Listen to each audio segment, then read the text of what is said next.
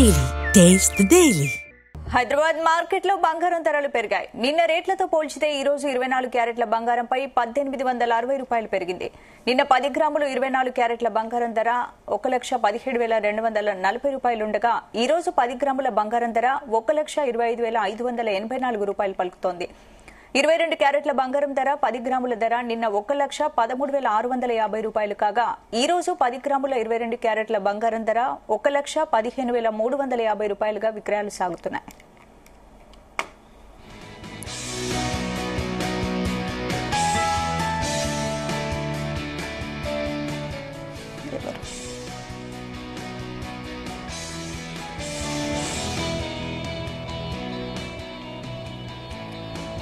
Right, ఇక ఇదే అంశానికి సంబంధించి మనతో మాట్లాడడానికి మార్కెట్ అనలిస్ట్ టీవీ సత్యనారాయణ గారు ఫోన్ లైన్ లో సిద్ధంగా ఉన్నారు. నమస్తే సత్యనారాయణ గారు. నమస్తే. హైదరాబాద్ లో బంగారం ధరలు ఒక్క రోజులో ఇంత భారీగా పెరగడానికి కారణం ఏంటంటారు? ఏం లేదు, అమెరికాలో వరల్డ్ మార్కెట్లు మళ్ళీ పెరగడం జరిగింది. అంటే వరల్డ్ మార్కెట్ లో గోల్డ్ పెరగడం జరిగింది. రాత్రి ఒక $20 అంటే $19.5 పెరిగి $4,079.50 క్లోజ్ అవటం జరిగింది. ఇవాళ రేపు మనకి సెలవు. మళ్ళీ సోమవారం అంటే మనకి ఆదివారం నైటే అంటే రేపు నైట్కే తెల్లవారుజామున 4:30 నుంచే ఈ వరల్డ్ మార్కెట్లు గోల్డ్ మార్కెట్లు పనిచేయటం మొదలు పెడతాయి. మన మార్కెట్ సోమవారం ఉదయం 9 ఓపెన్ అవుతుంది. ఈ లోపల ఇప్పుడు 4,079 ఎవరైతే ఈ వీడియో చూస్తున్నారో investing.com అని ఒక వెబ్సైట్ ఉంటుంది. దాంట్లో కనుక మార్కెట్స్ కమోడిటీస్ గోల్డ్ అని క్లిక్ చేస్తే అక్కడ చూపిస్తుంది డాలర్లు ఔన్స్ బంగారం 4,079.50 రాసి పెట్టుకోవాలి. సోమవారం ఉదయం 9 గంటలకి ఇక్కడ ఈ 4,079.50 నుంచి 4,100 ఉంటుందా 4,050 ఉంటుందా చూసుకోవాలి. ఇది కనుక పెరిగింది అనుకుంటే మన గోల్డ్ మార్కెట్ అంటే ఫిజికల్ అనుకోండి, డిజిటల్ అనుకోండి, ఆన్లైన్ అనుకోండి, కమోడిటీస్ అనుకోండి, Monday morning 9 o'clock gap up తోటి స్టార్ట్ అవటం మొదలు పెడతాం. ఇది ఒక పద్ధతి. ఇక రెండో పద్ధతి, ఇప్పుడు ఈ వారం అంతా కూడా అంటే పోయిన వారం నుంచి 4,000 నుంచి 4,200 దాకా వెళ్ళటం, మళ్ళీ ఒక $40-50 పట్టడం, మళ్ళీ $40-50 పెరగటం, నిన్న ఉదయానికి సాయంత్రానికి కూడా బాగా వోల్టాలిటీ అన్నమాట. అంటే ఏంది, సుమారుగా $80-90 అంటే సుమారుగా 2,500-3,000 రూపాయల మధ్యలో గోల్డ్ తులానికి తేడా రావటం జరిగింది. ఇప్పుడు మన పని ఏంటిది అంటే ఏదైతే ఈ న్యూస్ ఉందో ఎప్పటికప్పుడు చేంజ్ అవుతుంది. ఈ చేంజ్ అవడం ఏంటిదంటే ఈ ఫెడరల్ రిజర్వ్ వడ్డీ రేట్ల డెసిషన్ ఒకటి, మళ్ళీ ఇప్పుడు వడ్డీ రేట్లు తగ్గిస్తారు అనేది ఒక వార్త రాత్రి. ఈ తగ్గిస్తారనే వార్తతోటి మార్కెట్ లో గోల్డ్ పెరగడం జరిగింది. అయితే ఈ ఫెడరల్ రిజర్వ్ ఏదైతే అనౌన్స్మెంట్ చేస్తారో అయితే డల్లాస్ ఫెడరల్ అధ్యక్షుడు లోరీ లోగన్ కూడా ఆయన ఏమంటుండంటే వడ్డీ రేట్లు తగ్గించడం అనేది ఏమో కానీ ఆర్థిక వ్యవస్థపై మాత్రం ప్రస్తుత రేట్ల ప్రభావం కేంద్ర బ్యాంక్ అంచనా వేయడానికి వాళ్ళు నిలిపివేయాలని. అంటే డేటా లేదు ఇప్పటి వరకు. ఎందుకు అంటే ఎప్పుడైతే హైయెస్ట్ ఈ షట్ డౌన్ జరిగిందో ఈ ట్రంప్ ప్రభుత్వము అక్కడ డేటా లేదు. ఆ డేటా లేదు కాబట్టి మరి వడ్డీ రేట్ల మీద ఏదైతే ప్రభావం ఉంటుందో తగ్గించాలనా అలానే ఉంచాలా అనే దాని మీద ఇప్పుడు జరుగుతుంది. అందుకని అదొకటి. ఇన్ఫ్లేషన్ పెరుగుతుంది అనేది కన్ఫామ్ అయిపోయింది. రెండోది, ఇప్పుడు ట్రంప్ రోజు ఒక అనౌన్స్మెంట్ చేయటం, ఏది మన భారతదేశంతో చర్చలు ఓకే అంటాం, సుంకాలు టారిఫ్లు ట్రేడ్ డీలు ఏదైతే ఓకే అదే ఎక్కడో ఒక దగ్గర క్లియర్ చేస్తామని అనటం. రెండోది, ఇప్పుడు మళ్ళీ నిన్న ఒక అనౌన్స్మెంట్ ఏం చేసింది ట్రంప్, విదేశీయులతోటే మా యొక్క అంటే నిపుణులు సాంకేతిక నిపుణులు అనుకోండి అందరు కూడా విదేశీయులే ఉన్నారు కాబట్టి మేము వాళ్ళని దూరం చేసుకోమన్నట్టు మళ్ళీ ఒక మాట చెప్పడం. అంటే ఏంటిది, ఇప్పటి వరకు ఈ వీసాలు ఇవన్నీ జరిగేటప్పటికి ఇక్కడి నుంచి ఎవరైతే పోవటం ఆగిపోయింది, వేరే దేశాలకు వెళ్ళిపోవటం జరుగుతుంది. మన సాఫ్ట్వేర్ వాళ్ళు కానీ ఎవరైతే ఎక్కడైతే ఉంటుందో ఈ సుంకాలు టారిఫ్లు ఈ వీసాలు గొడవలతోటి సుమారుగా 11 నెలలు, సుమారు ఒక 1 year దగ్గరలో ఒక నెల అటు ఇటుగా ఈ 11 నెలల నుంచి అంటే ఆయన పోయిన సంవత్సరం డిసెంబర్లో ఎప్పుడైతే అధ్యక్షుడిగా ఎన్నుకోబడ్డాడో తర్వాత ప్రమాణ స్వీకారం వరకు ఒక ఎత్తు, ప్రమాణ స్వీకారం నుంచి ప్రతిరోజు ఇప్పటి వరకు కూడా సుమారు ఒక 1 year కాలం నుంచి ఇదే చర్చలు ప్రపంచ దేశాలన్నీ కూడా అన్నమాట. అంటే వడ్డీ రేట్లు ముందు ఆయన పావెల్ గారు తగ్గించనటం, ట్రంప్ గారు ప్రెషర్ చేయటం, చివరికి ఆయన్నే తీసేస్తా అనటం, ఆయన్నే మారుస్తా అనటం, చివరికి మొన్న ఒకసారి వడ్డీ రేట్లు తగ్గించడం, రేపు డిసెంబర్ 10-11 మళ్ళీ వడ్డీ రేట్ల డెసిషన్ ఏదైతే ఉందో దాన్ని కూడా తగ్గిస్తారని అంతకుముందే అనౌన్స్ చేయటం. ఈ మధ్య కాలంలో ఇవన్నీ జరగటం ఏమేంటి, మన ఏదైతే షట్ డౌన్, ఈ షట్ డౌన్ జరగటం, రెండోది మళ్ళీ ఇన్ఫ్లేషన్ పెరగటం, ఇన్ఫ్లేషన్ డేటా రావటం, ఇన్ఫ్లేషన్ డేటా వీటితో పాటుగా మళ్ళీ ఎకానమీ స్లో డౌన్ అవుతుంది అనటం, మళ్ళీ వడ్డీ రేట్లు తగ్గించము అని మళ్ళీ ఒక మాట మార్కెట్ వర్గాలు ఆలోచించటం. అప్పుడు మళ్ళీ తర్వాత ఏమైంది, మళ్ళీ నిన్న విషయం అనుకొచ్చేటప్పటికి వడ్డీ రేట్లు తగ్గిస్తాము అని మళ్ళీ అవకాశం ఉంది అని చెప్పేసి మళ్ళీ మార్కెట్లు పడటం, గోల్డ్ సిల్వర్ పెరగటం.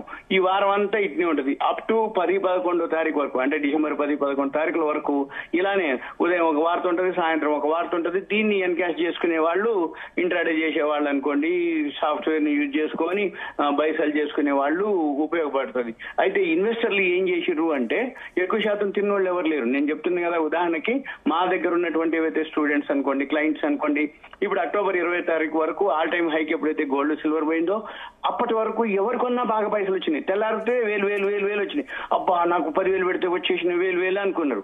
మళ్ళీ తర్వాత ఏమైతుంది, ఇంకా ఎప్పుడు తగ్గితే అప్పుడు కొనుక్కుందామని అనుకుంటారు. ఇక తర్వాత ఏమైంది, ఇప్పుడు మళ్ళీ అక్టోబర్ 21 నుంచి ఎక్కడ కొన్నా, ఎప్పుడు కొన్నా, ఎంత కొన్నా ఫాల్ అంటే డౌన్. అంటే అక్కడ ఒక 1,000-2,000 రోజు తీసుకున్న వాళ్ళు ఇప్పుడు 1,000-2,000 కాదు, ఇంక ఎక్స్ట్రా మైనస్ లోకి వెళ్ళిపోతారు. అంటే చివరికి ఏమనిపిస్తుంది, వీళ్ళు అప్పుడు పెరిగింది ఇప్పుడు ఎందుకు పెరగట్లేదు, అప్పుడు కొనుక్కున్నాం బాగా లాభం వచ్చింది ఇప్పుడు ఎందుకు రావట్లేదు అనుకుంటారు. అదంతా ఏంటిదంటే వాళ్ళకి ఒక ఐడియా లేక, అంటే ఏమైతుంది, ఏం జరుగుతుందో తెలవక. రెండోది ఏంటిది, అప్పుడు కొన్నాం పెరిగింది లాభం వచ్చింది కాబట్టి ఇక ఎప్పుడు అంతే పచ్చగా ఉంటుంది అనుకుంటారు. కాదు, జరిగేది ఏంటిది అంటే ఇదంతా కూడా వరల్డ్ మార్కెట్ బేస్డ్ అవుతుంది. ఏంటి ఇప్పుడు సత్యనారాయణ గారు, ఈ ధరల పెరుగుదల తాత్కాలికమని చెప్తున్నారా, రానున్న రోజుల్లో ఇంకా పెరిగే అవకాశం ఉందంటున్నారు? డిసెంబర్ 10-11 వరకు ఆగాలి. ఆగిన తర్వాత అప్పుడు ఈ వడ్డీ రేట్ల డెసిషన్ ఒకటి ఉంటుంది. వడ్డీ రేట్లు కనుక తగ్గితే మాత్రం గోల్డ్ పాజిటివే, పెరిగేదే. ఒకవేళ వడ్డీ రేట్లు న్యూట్రల్ ఉంచుతారా అనేది తెలియదు, అది అనౌన్స్మెంట్ జరగాల్సిందే ఆ పావేలు. కానీ ఇన్ఫ్లేషన్ డేటా ఉంది, ఇప్పుడు ఈ పేరోల్ డేటా ఉంది, అది అయిపోయింది అనుకోండి. మన ఎంప్లాయ్మెంట్ డేటా ఉంటది, అది అయిపోయింది. ఇవన్నీ డేటా బేస్ చేసుకునే ఈ గోల్డ్ సిల్వర్ కానీ అమెరికా మార్కెట్లు కానీ ఇప్పుడు మళ్ళీ ఏదైతే క్రిప్టో కరెన్సీ ఉందో లోకి వెళ్ళిపోతుంది, అంటే లోయర్ సర్క్యూట్ కి వెళ్ళిపోతా ఉంది అనమాట క్రిప్టో కరెన్సీ. అందుకని ఇటువంటివన్నీ కూడా మనం అబ్జర్వ్ చేయాలి. అయితే ఓవరాల్ గా అయితే లాస్ట్ 2 years నుంచి పెరిగినటువంటి గోల్డ్ సిల్వర్ ఇప్పుడు పెరిగేది అయితే లేదు, అంత పెరిగే అవకాశం లేదు. ఏదున్నా $4,000 దగ్గర సపోర్ట్ తీసుకుంటది. 4,200, 4,079 ఇవాళ, ఇప్పుడు $4,079. అంటే ఏంది, $4,000 ఇంటూ మనం లెక్కేసుకోవటానికి 4×3 120, 4 అంటే 31-32 రూపాయలు ఉంటది ఒక డాలర్ ఈక్వల్ టు మన ఇండియన్ కరెన్సీకి. అంటే ఏంది, ఆ లెక్కన మన ఇండియాలో కూడా ధరలు పెరుగుతూ ఉంటాయి అనమాట. అంటే క్యాల్కులేషన్ ఎలా చేయాలి, ఇది $100 కనుక పెరిగింది అనుకోండి, మన మార్కెట్ లో ఫిజికల్ గోల్డ్ వచ్చి డిజిటల్ గోల్డ్ కానీ ఏదైనా ఒక $3,000 పైన పెరిగిపోతుంది సింపుల్ గా. మన పని అది గమనించాలి. దాన్ని బట్టి ఇది అప్ అండ్ డౌన్ ఉంటుంది. ఏదున్నా కానీ ఇవన్నీ సుంకాలు టారిఫ్లు అయిపోవాలి, ట్రేడ్ డీల్ మంది అవుతుంది అని బట్టి కూడా వారం అయింది. ఇంతవరకు ఇంకా ఏమి ఫైనల్ చేయలేవో కొన్ని చేసిర్రు, కొన్ని చేసినాయి. ఎక్స్పోర్ట్స్ ఏవైతే ఉన్నాయో అవి ఓకే అయినాయి.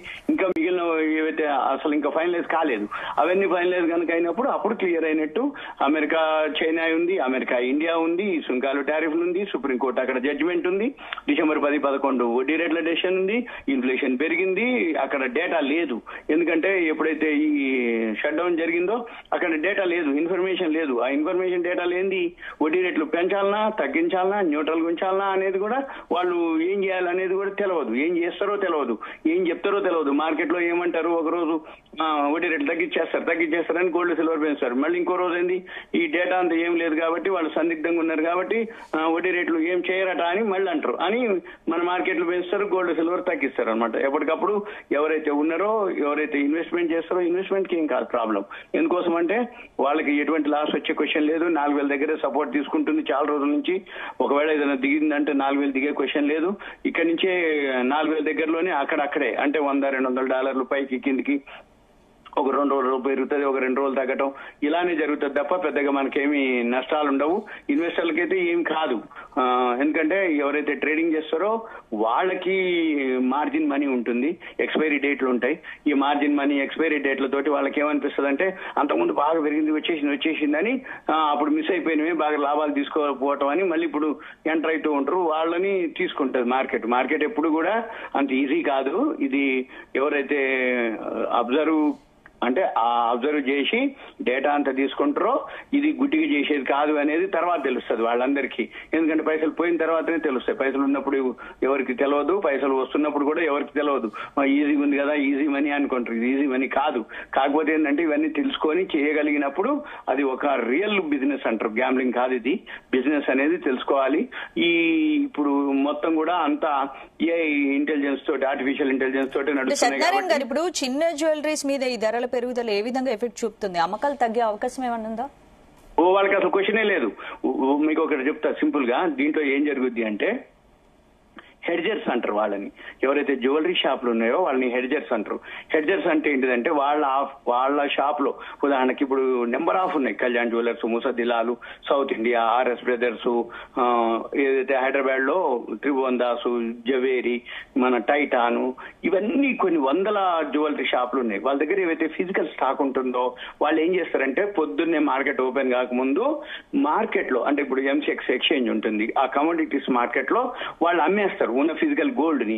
సపోజ్ మార్కెట్ తగ్గింది అనుకోండి, తగ్గినప్పుడు ఏమైతుంది, వాళ్ళు అక్కడ అమ్మేసారు కాబట్టి ఆ తగ్గిన లాభం వాళ్ళకి ప్రాఫిట్ అవుతుంది. కానీ ఫిజికల్ గోల్డ్ లో లాస్ వస్తుంది.